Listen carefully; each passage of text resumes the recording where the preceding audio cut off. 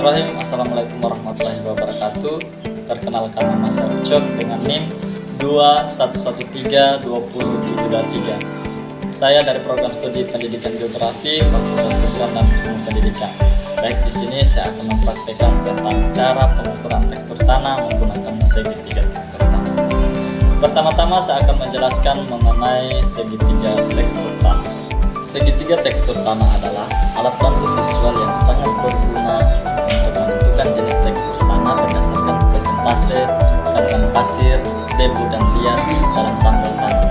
Dengan menggunakan segitiga ini, kita dapat mengklasifikasikan tanah menjadi berbagai jenis seperti pasir, lempung, liat, dan berbagai kombinasi di antaranya. Perkenalkan alat dan bahan pengukuran tekstur tanah serta fungsinya.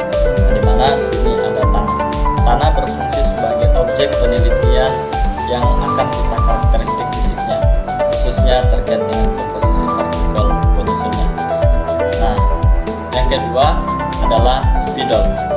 Di mana spidol ini digunakan untuk menandai berbagai bagian atau titik penting pada sampel tanah, peralatan, atau kertas grafik.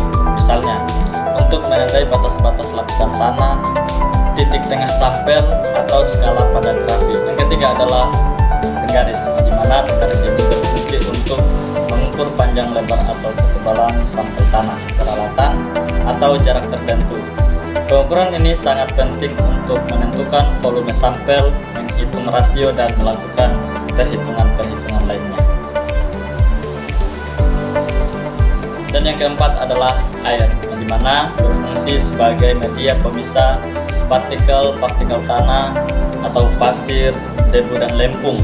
Berdasarkan ukuran dan berat jenisnya, partikel yang lebih berat dan berukuran lebih besar akan mengendap lebih cepat, sedangkan partikel yang lebih ringan dan berukuran lebih kecil akan mengendap lebih lambat.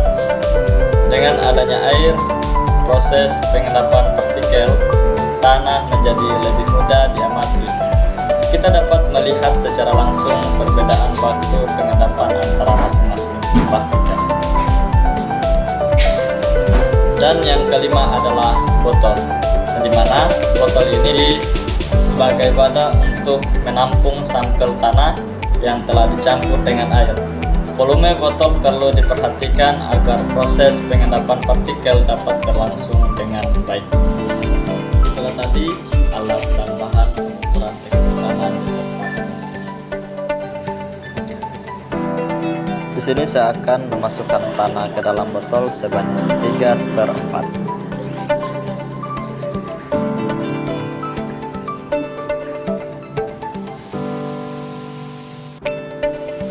Kemudian masukkan air ke dalam botol untuk mencampurkan antara tanah dan air. Setelah diisikan air, kemudian tutup botol lalu dikocok selama 10 menit.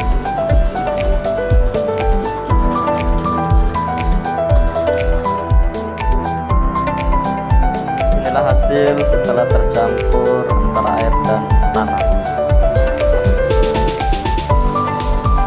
Inilah hasil antara air dan tanah sudah tercampur. Kemudian diamkan selama 24 jam.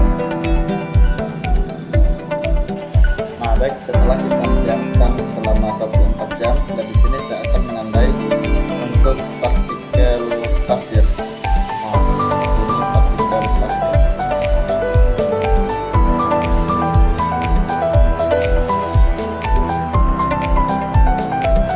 Dan ini adalah partikel pasir. Dan yang kedua adalah partikel debu, di mana ini partikel debu.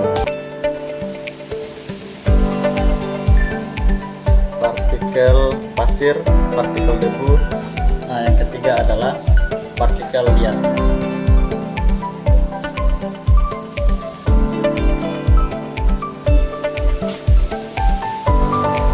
Nah, inilah tadi gambaran bahwa sudah didiamkan selama 24 jam, yang dimana ini adalah partikel pasir dan ini adalah partikel debu, dan yang ketiga adalah partikel liat.